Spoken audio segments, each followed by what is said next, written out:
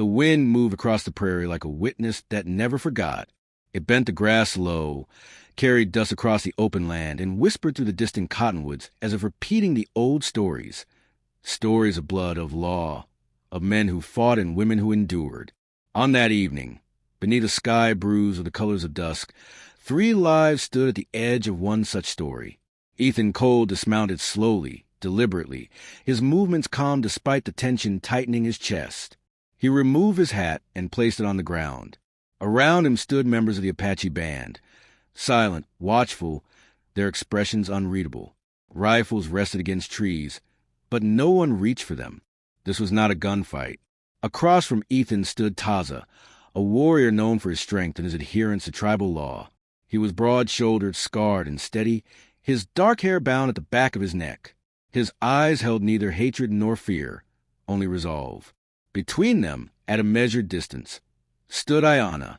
She was neither captive nor prize, yet everything about this moment revolved around her. Her posture was straight, her chin lifted, her face composed in a way that came only from a life shaped by discipline and loss. She had been bound to Taza by custom, not by affection. Their union had been arranged after a winter scarcity, when survival mattered more than choice. Now, custom had brought her here again. The dispute had begun over land, grazing ground near the river where Ethan's cattle wandered and the Apache horses drank. Words had failed. Warnings had been given. At last, the elders had spoken. There would be combat, not to kill, not to humiliate, but to decide. Ethan had agreed to the terms knowing the cost. In Apache law, a man who defeated another in ritual combat did not merely win land or honor. He assumed responsibility for consequences that extended beyond himself, including Ayanna. Ethan stepped forward and spoke clearly. "I will fight without weapons." Taza nodded once. "So will I." The circle widened. The wind stilled. When the first blow landed, it echoed like thunder across the open plain. Taza was fast, trained, instinctive. His strikes came hard and direct, honed by years of survival and conflict. Ethan absorbed them, staggered once, then steadied himself. He did not rush. He watched. He waited. The fight was brutal but contained. Flesh against flesh, breath against breath. No cheering, no shouts, only the sound of effort, of feet grinding dirt, of pain endured without complaint. Ayanna watched every movement. She had seen men fight before. She had seen pride and cruelty masquerade as strength. But this was different. There was no rage in Ethan's eyes, only concentration. No desire to dominate, only to endure.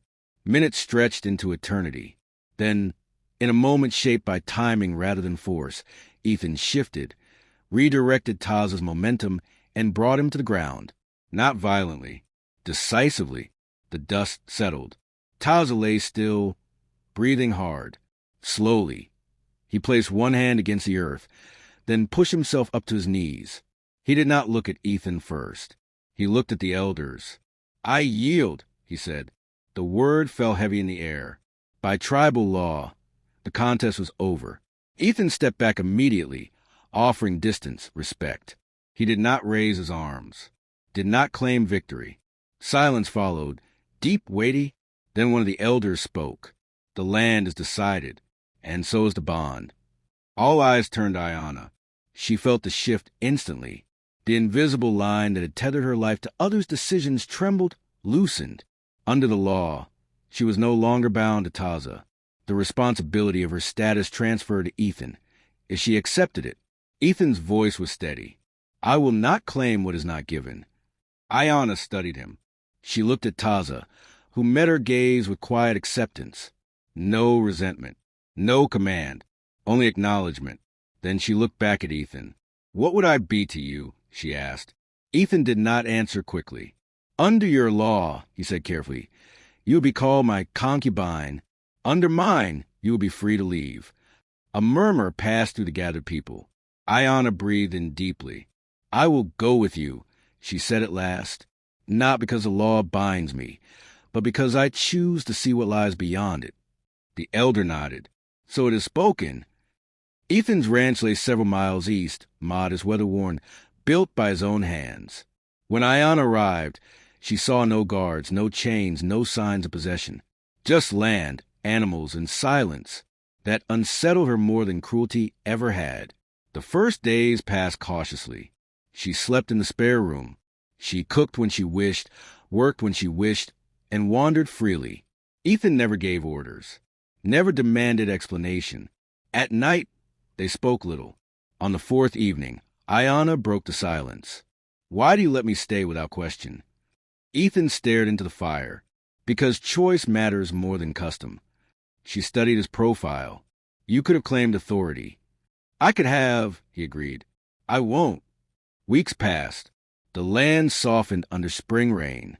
Ayanna learned the rhythms of ranch life, how to mend fences, how to read the sky for storms, how to move cattle gently rather than by force. Ethan learned Apache words for seasons, for patience, for grief. They shared stories and fragments.